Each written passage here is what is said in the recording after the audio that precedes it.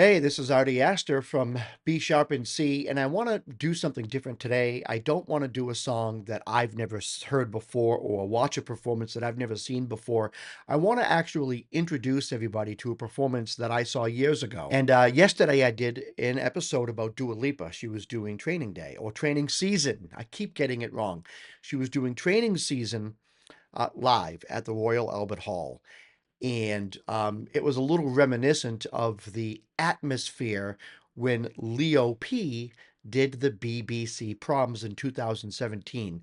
And I want to I want to go over bits and pieces of Leo P's performance because ever since I've seen it, and I've watched this a million times, and I'm having friends come over tonight, and we're going to introduce each other to music and to kind of take turns watching performances and stuff.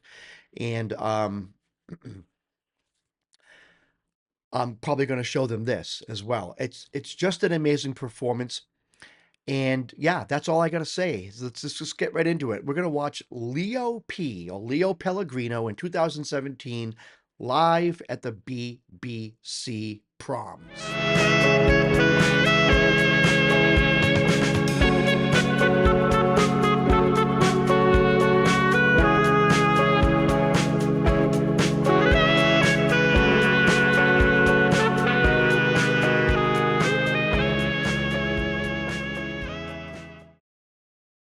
Okay, before I get too much into this performance, I just want to talk about Leo P. And he's done some work. He's got a band called Lucky Chops, and they do some pretty cool music and everything. Leo P. is like known for New York City busking, and this is him with some of his bandmates busking in a New York City subway.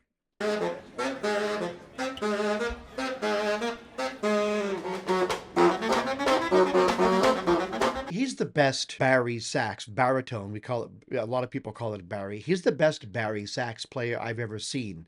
And what we're going to do now is jump into him playing live at the BBC Prom. I'm just going to talk about it real quick. He starts off at the BBC Proms doing somewhat of a busking routine. And you can hear it.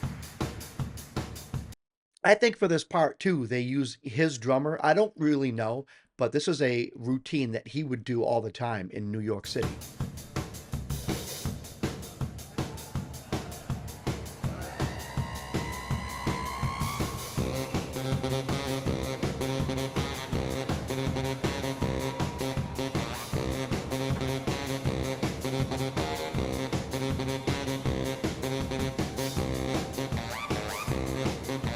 To get the Bari sax that high pitched is tremendously difficult.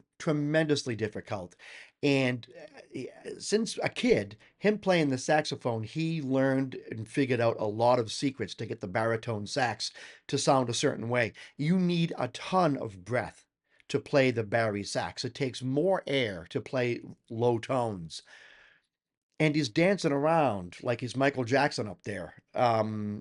Yeah, he's got stamina.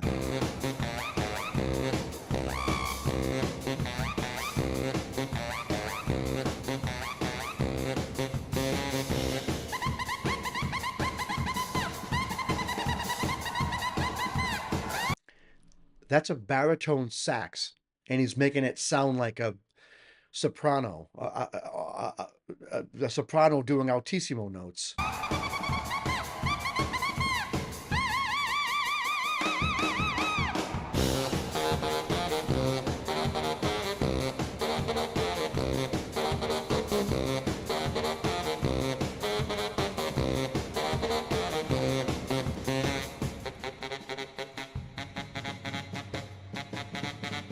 So he does this chromatic scale rise, right? A build up. This is all chromatic stuff. Really good. Chromatic.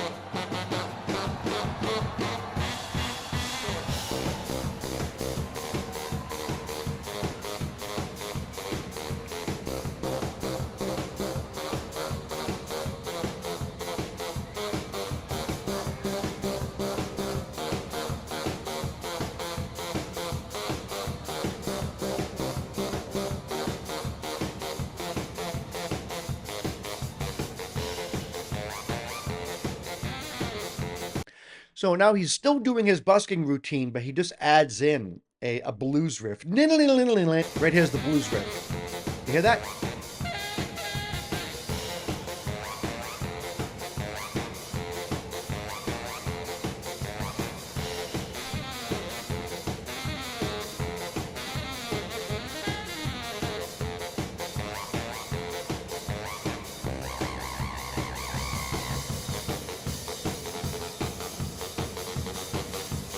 More chromatic stuff. And all this chromatic stuff does is build up the audience. Now you have an audience there listening to jazz, and the song that they're about to play, I think, is from the 40s or 50s.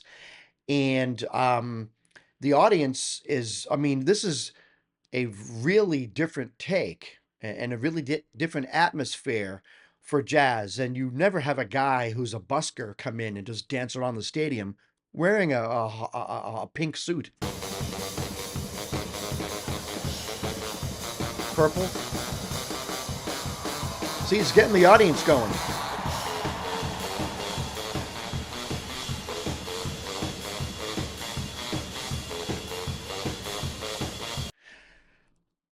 I'm getting dizzy watching him do that. The fact that he can do that and then play a Bari sax is extremely rare.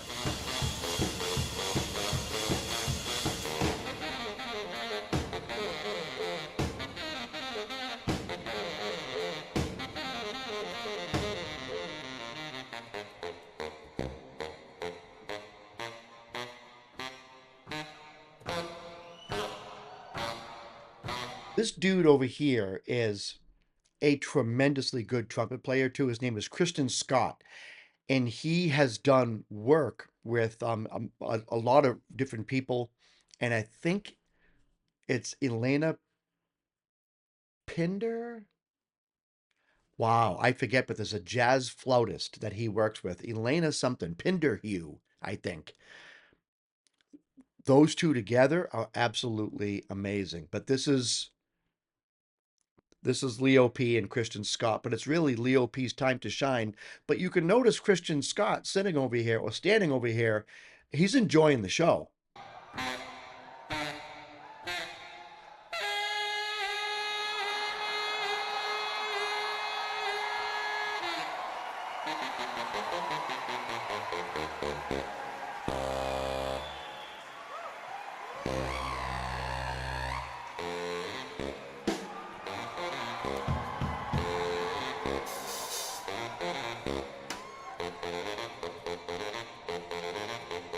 Okay, so this is the jazz classic that they're now doing. So he just went from a few minutes of busking into a jazz classic.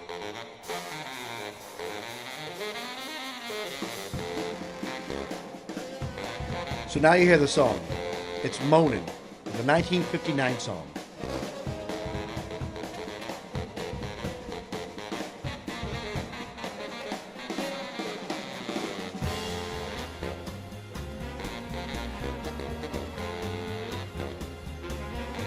Okay, so now it has the feel of a jazz classic. And it's almost jazz blues if you listen to it. And now the rest of the orchestra comes in and you can hear the orchestra now in all parts of the headspace. It's really, really nice.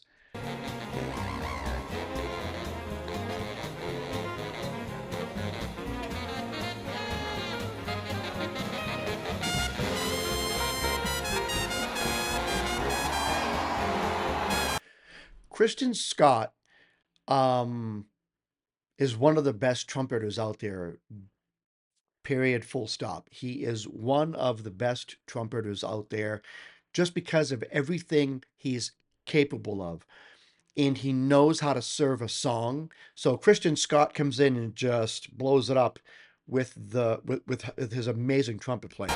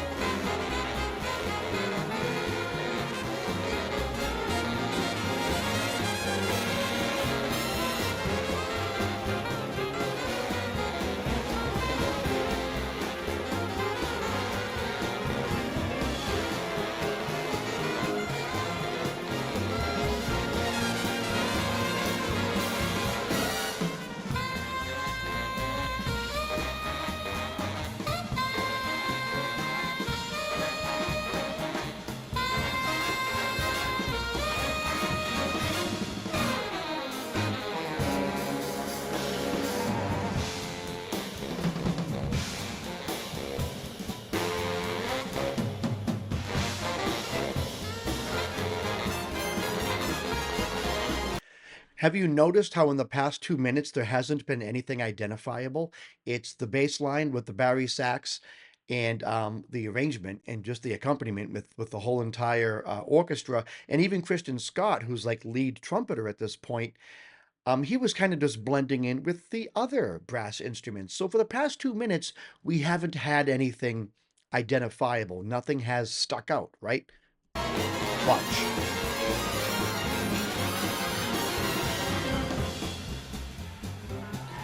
So the conductor was essentially telling Leo P, like, all right, let's go. And Leo P knows, he's not an idiot, but the conductor knows that we're coming into a part of the song where Christian Scott is going to shine.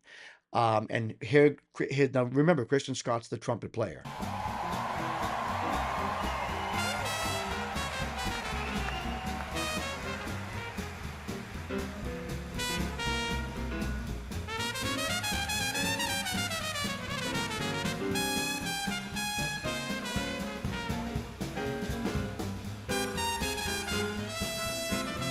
That's so good. All right, I had to stop the video and take a call, so I forgot where I was. So let's just continue. Oh, that's what I was going to show. This part right here, this thing that he does. So good. You're essentially bending a note on the trumpet, and you do that by pushing down on the valve differently, slowly. It's halfway down, so it kind of catches in between there. It's really good. Hard to do.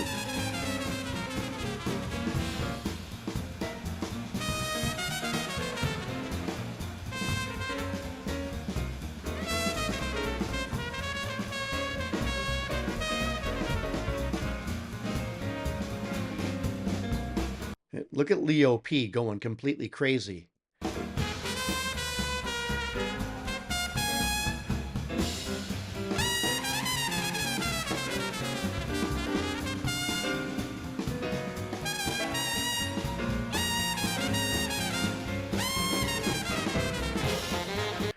Okay, you can tell right here it's the most replayed part of the performance.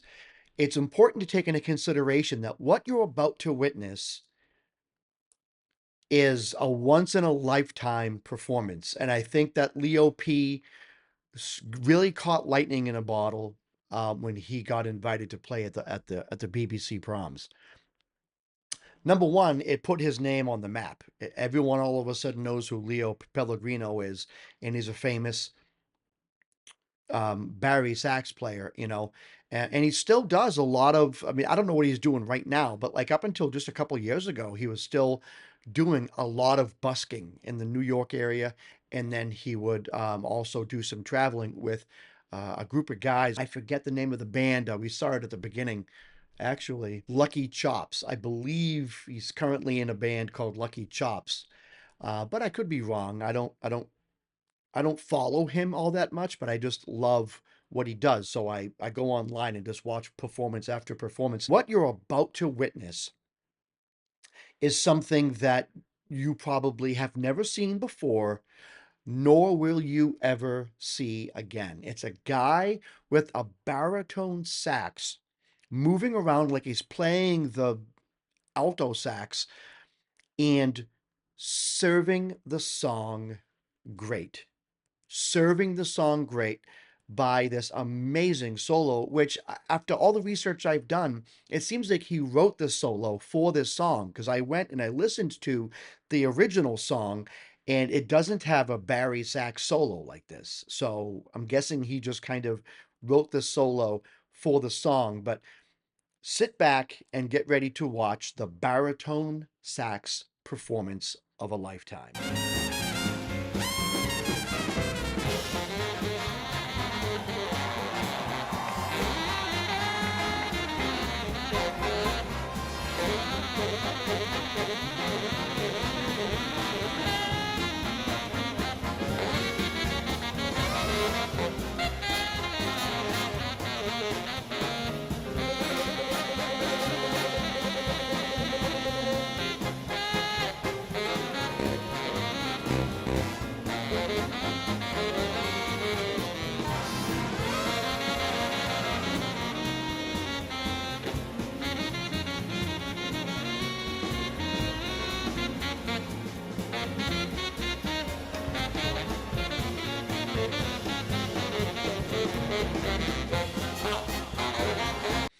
So you hear how he made the saxophone splat? Now you can do that with, I mean, I know you can do it with the alto and tenor. I don't know if you can do it with the soprano. You probably could, but it probably won't sound good. But with with some of these deeper saxes, and it doesn't sound bad with the alto, but there's always a level of strength, of tightness that you have in your jaw when you're playing the saxophone. When you're playing high notes, it tightens. When you play low notes, it loosens. Your tongue kind of goes back, right? And when you play the high notes, your tongue kind of comes up and tightens, and so do the cheek muscles, right? So almost like pressing up the back of your tongue at the top of your throat. Eh, That's a high note. He did a splat, and it's a low note, but instead of playing the low note with control with your muscles, you kind of almost just blow with your mouth open and relaxing all your muscles, and you get a higher vibration of the mouthpiece against the reed, but it's out of control. There's no pressure inside your mouth, so it just kind of makes a splat sound. And he did that on purpose, and he did it right at the end of a line, and it's just great. I love this. And you all left hand.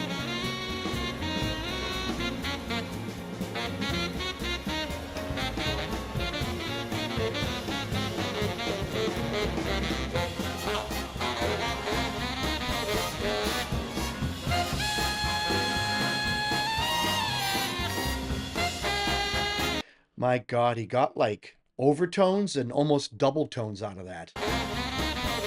Listen to how the saxophone just blows out two notes at the same time. It blows out some high note and then and a lower note. Ready?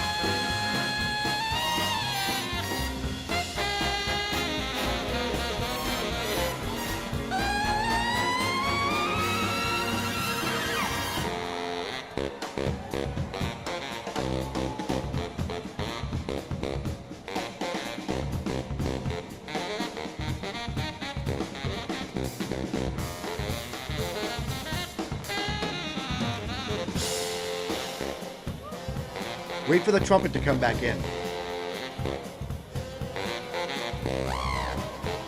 The director points at Kristen Scott.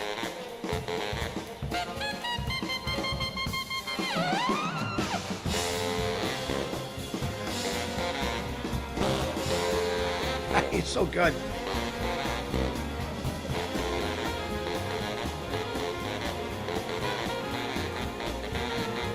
Points at him.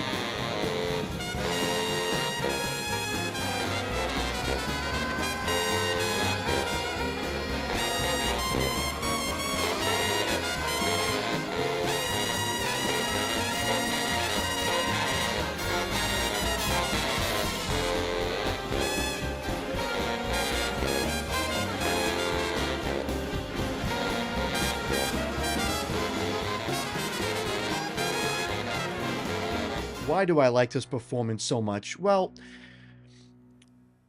it's a lot of showmanship, and I know some critics of Leo P will be like, well, stop the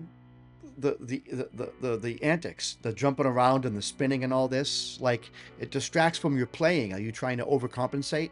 Well, here's the thing. He's like one of the best Bari sax players out there. Period. End of story. So the act of jumping around and everything else isn't necessarily, I mean, it's not to overcompensate or to put attention to something, but because he's not a good sax player. He's absolutely amazing. And there's also a criticism that, well, look at the venue. This doesn't call for a busking routine. Um, my thinking would be, well, who cares? Who cares? Number one, he did the busking routine because he was already famous for busking. So him coming out in the beginning of this song and doing that little busking part is a way of the producer and the directors of this show to say, look, man,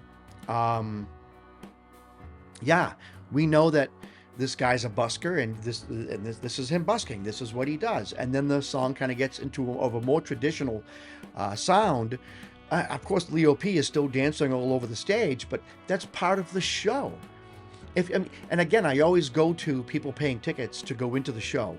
If you're paying tickets to go into the show, yeah, I mean, it's kind of cool to watch. I mean, I don't know. But he does do a lot of busking, and I've listened to a lot of his performances. I've done a lot of research about like things like places he's played at and things like that. I've never, ever, ever seen anything even remotely close to this performance here.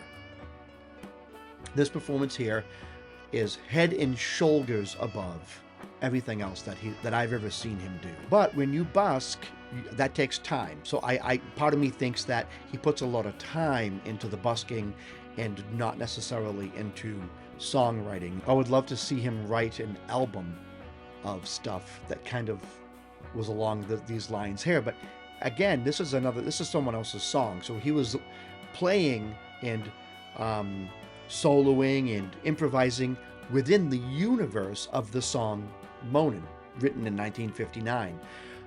It's sometimes easier to do that than it is to just write a complete and total new song and then improvise and work within that universe, right? He was in the Moanin' universe right here. But man, did he do a fantastic job. I'm going to give this an 8.9. An 8.9. Super high score for the effort that he put into it, for the effort that everyone put into it, to the work of the cameraman, to the work of all the musicians, the fact that Christian Scott was there, taking a back seat, even though Christian Scott already had a name at that point, just playing his trumpet like a pro and allowing Leo P to do his thing. Yeah, and maybe one of these days I'll do an episode of Christian Scott, and I believe it's Elena Pinderhugh. I'll have to double check, but maybe one of these days I'll do an episode about them. But I just had to do this episode about Leo P because this is a performance that I've loved for years, and I've never done an episode on it. And I think it's good to do an episode on something like this because it's different, and I think people want to see different sometimes. Anyways, this is Artie Astor from B Sharp and C saying, keep it groovy.